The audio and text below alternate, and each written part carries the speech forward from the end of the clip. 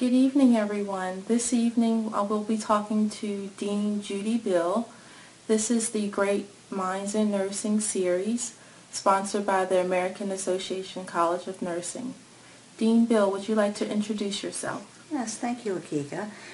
My name is Judy Beal, and I am a professor and the Dean of the School of Nursing and Health Sciences at Simmons College in Boston. And it's a pleasure to be here. Thank you. Thank you so much. Would you like to describe your nursing work and your career, and how did you get into the position of research? Sure. Well, as I was explaining before we started videotaping, I started my career in the early 70s. I did not go right into nursing school. I went to a small liberal arts college and thought that I wanted to be an English major. And I spent the first year as an English major and decided, no, I'd really like to be a nurse, and just because I liked to read great literature, I could still do that as a nurse. So I transferred to Skidmore College in upstate New York in my sophomore year and started their nursing program. And at Skidmore College, which is in Saratoga Springs, their nursing program at that point was you spent 2 years in Saratoga Springs, and then you went to New York City for your nursing curriculum. So because I was a transfer, I spent 1 year at Skidmore in Saratoga, and then I went to New York, and I immediately fell in love with New York. And so I'm now a city girl through and through, having lived and been brought up and raised in upstate New York, basically in farm country. But I fell in love with Manhattan and fell in love with nursing, and got my BSN in 1973. And because I loved going to school, I immediately went right on to graduate school.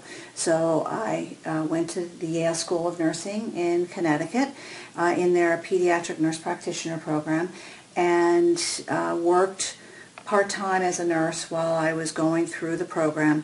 And when I graduated from Yale, I didn't really love the nurse practitioner role all that much, and I think that perhaps if I had practiced a little bit more inpatient, I would have gotten that inpatient fever out of me, because I really loved inpatient pediatrics. So I went and worked as an assistant nurse manager on an acute pediatric floor, children who were school age, 3 to 12-year-olds.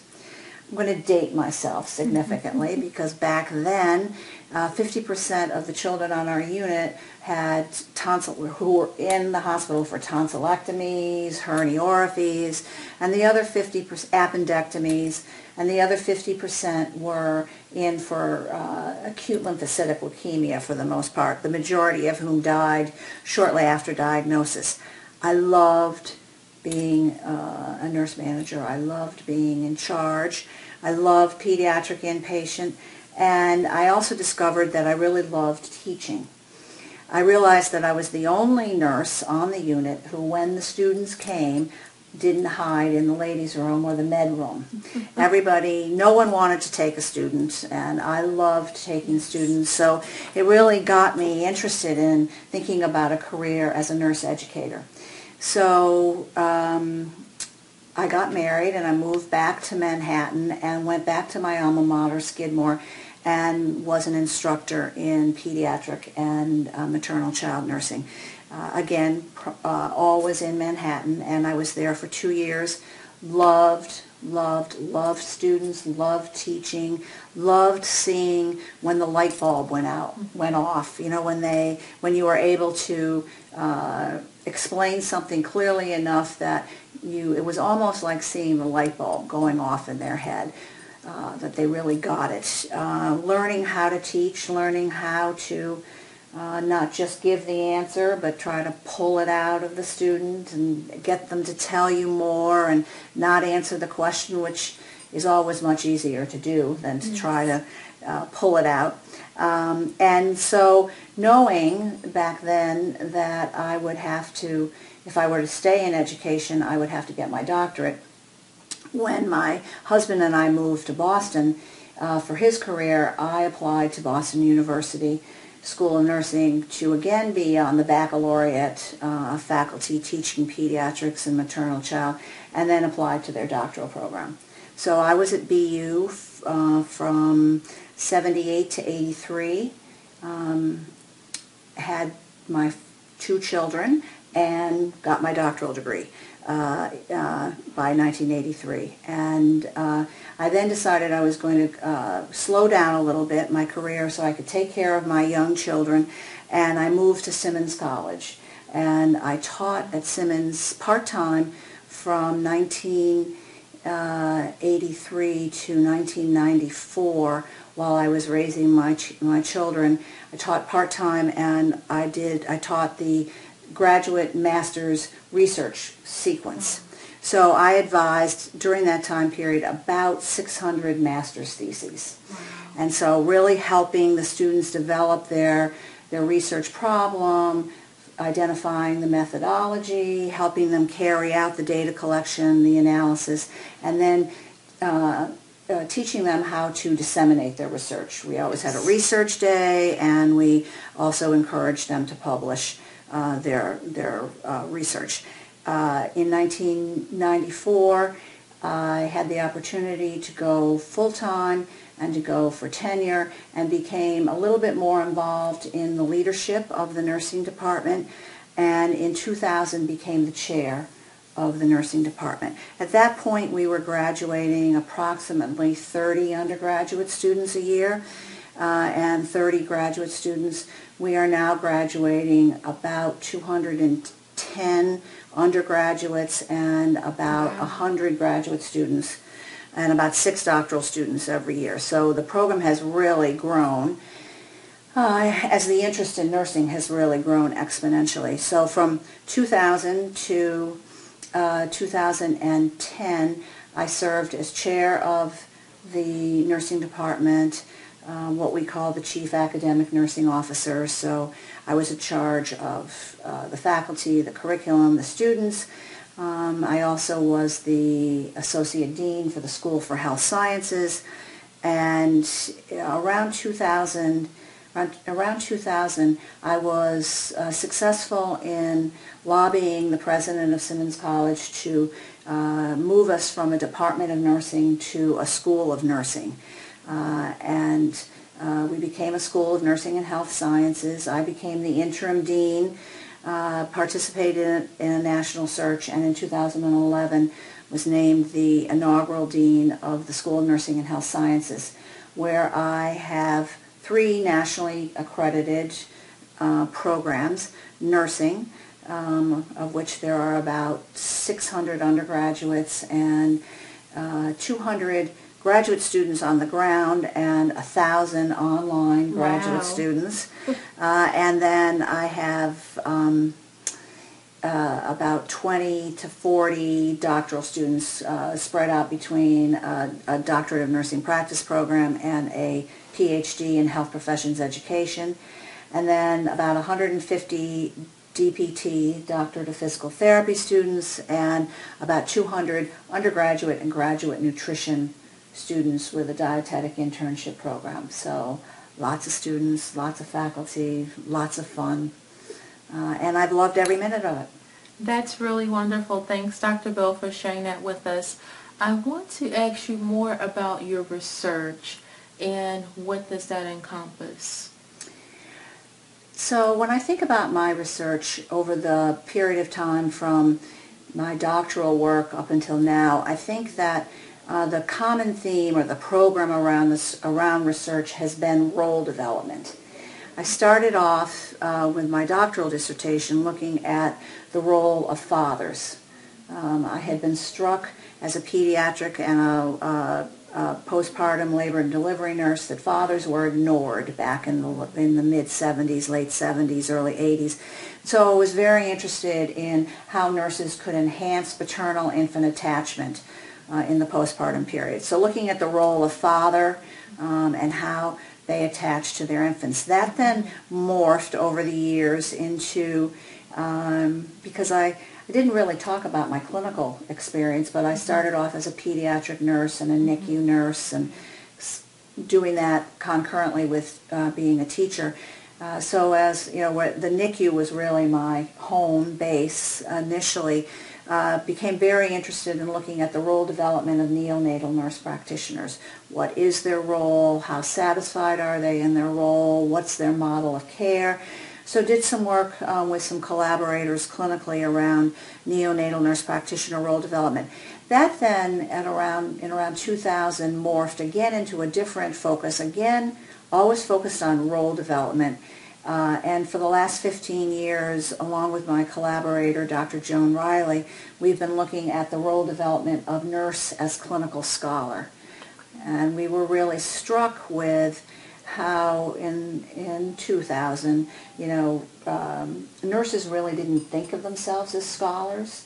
Yes. They thought of, a scholar was someone like me, an academic, a dean, someone in the ivory tower who has funded research. Okay, we're back with Dean Beal from Simmons College to continue our conversation on the Nursing Great Minds series. Dr. Beal was just talking about her research and nurses as scholars. Right, so we, as I said, we've done this for about 15 years, and we've looked at what very, very experienced nurses identify as the attributes and role processes of being a scholar, and developed a model. And what they've told us is they've told us that they are, for example, in terms of role attributes, passionate about nursing, which you sound like you're very passionate about nursing. In a series of qualitative studies, we heard over and over again this passion, how they love nursing. The more complex the patient, the more complex the day, the more complex the situation, they love what they do. They identified that they are available for others, very present. They are leaders. They enjoy leading. They are present with their patients. They are confident as leaders. They step up to the plate all the time. So a series of themes over the years that have helped us develop this model of role attributes we call what I do, and role processes, or role processes what I do, and role attributes who I am. And we've then tested that model with novice and mid-career nurses and found very similar themes in our qualitative interviews. And then more recently, we interviewed nurse deans and directors to explore how in baccalaureate and formative education can we prepare nursing students to be clinical scholars at the bedside. And they told us lots of interesting things, like we're doing it all wrong, we need to think about it totally differently, we need to really focus on the who I am rather than the what I do, really focus on what the identity of a nurse is and how that nursing student is developing that identity.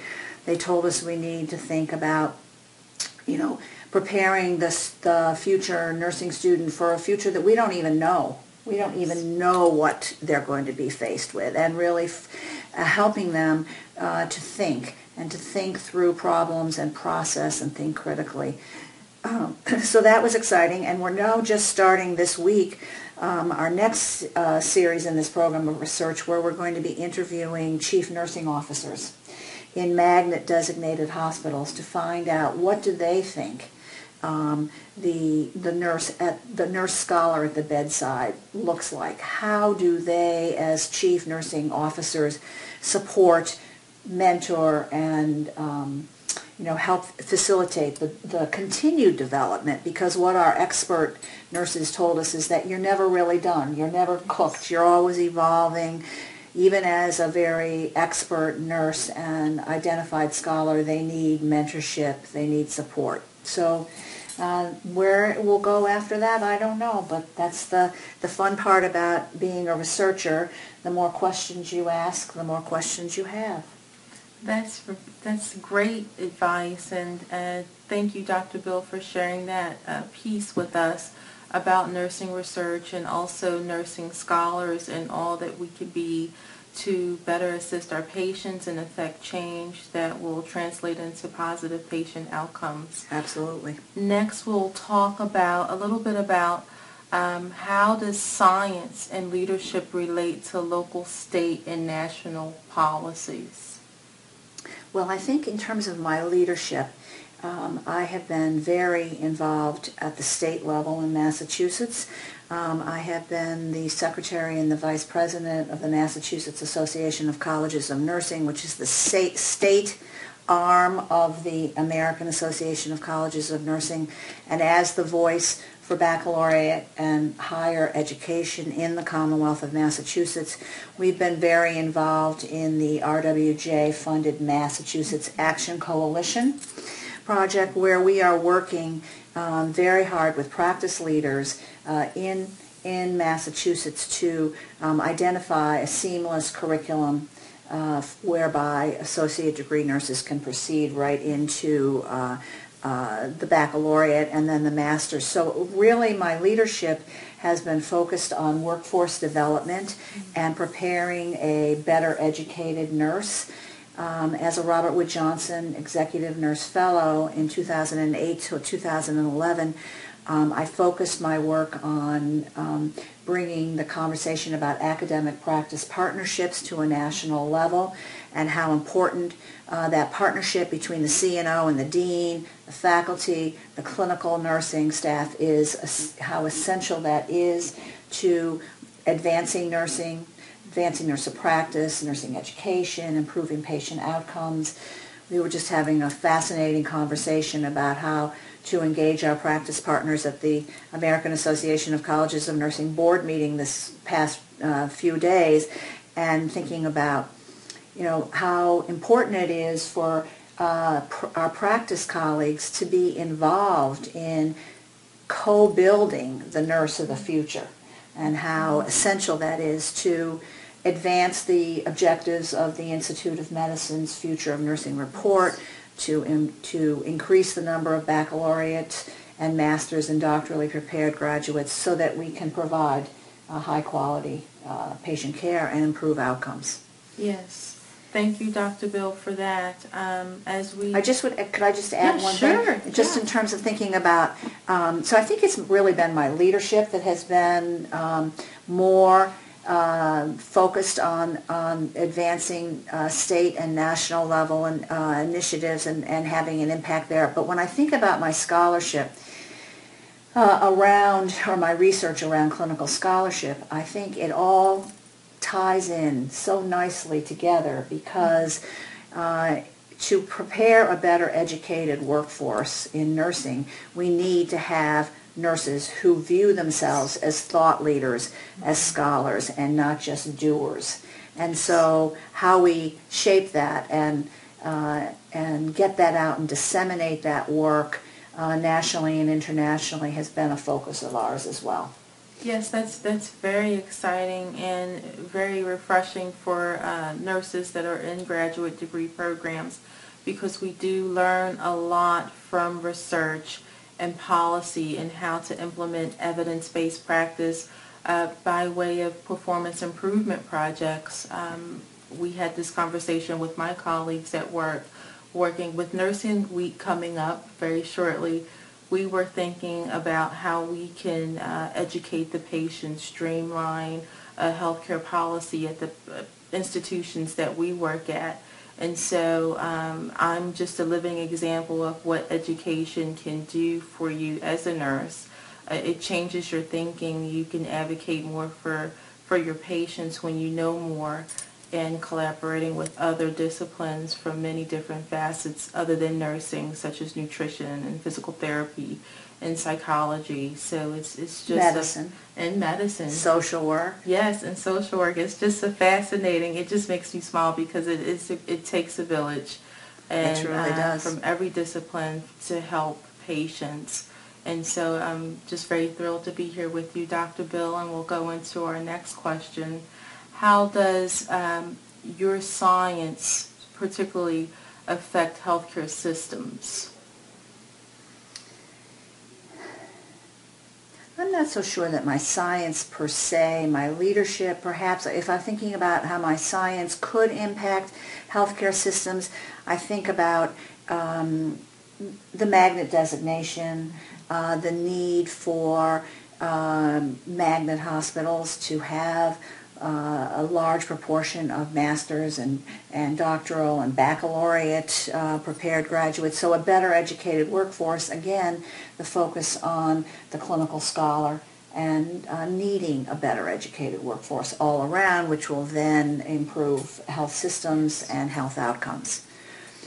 Yes, thank you so much for that piece as well. Is there any other information you would like to provide regarding your program of research or scholarship? What would you like to share to new nurses, graduate school nurses, nurses in their doctoral program coming out into practice? A couple of things, actually. One thing I think that we haven't touched upon in this interview that is very important to me and I'm very passionate about as a dean of an interprofessional health school is the importance of interprofessional education and the importance of teamwork and collaboration and in terms of how that improves healthcare systems and health outcomes.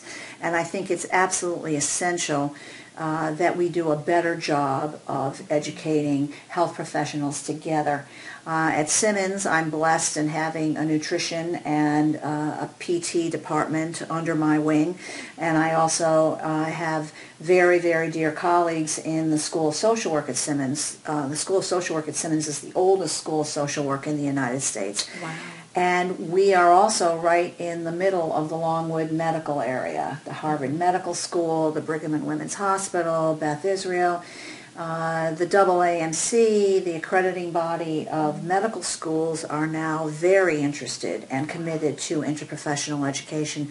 So we're all working very, very closely together to write grants, to ensure that our students at Simmons, at Harvard, at Northeastern, at the Massachusetts General Institute of Health Professions, all of our collaborating institutions provide leadership and educational opportunities, not just in the classroom, because I think it has to be in the clinical setting. Yes. So we had a very exciting experience with Dartmouth Medical School over the winter break where I sent 4 students from Simmons and a Dartmouth medical student to the White River Junction VA home care program where they all went out in teams and visited homebound veterans and what they learned from each other. And it's just fascinating to hear them talk about they had no idea that this is what a dietitian did, or this is what a PT assessment is like, or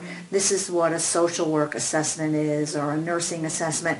So I think, and the other thing that they expressed great appreciation for was the time that they had together to get to know each other personally. Yes. I think everything about life is all about relationships, and so getting to know each other on a one-on-one personal relationship builds that trust, builds that respect, so that when I'm working with you in a difficult patient situation, I understand what your role is, I respect you as a person and as a professional, and we can trust each other. So that's very, very exciting. That's one thing I think that moving forward for a new nurse, a new healthcare professional, this is the new world.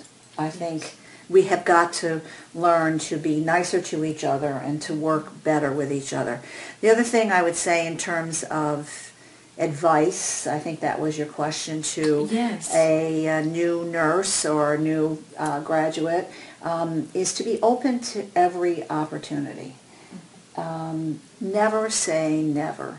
I never thought I was going to get my doctorate. I never thought I was going to be a teacher, let alone a dean. I always thought I was going to take care of new mothers and fathers and babies.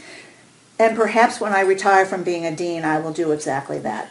But in the interim, just being open. There are so many opportunities in our profession. It is such a wonderful profession. I have been so blessed to have been a nurse for 40 plus years, and I would never change a thing that I have done, and I've done a lot, and just be open and seize the opportunity, take some risks, be a leader, be a little brave like you have been by joining this GSNA network.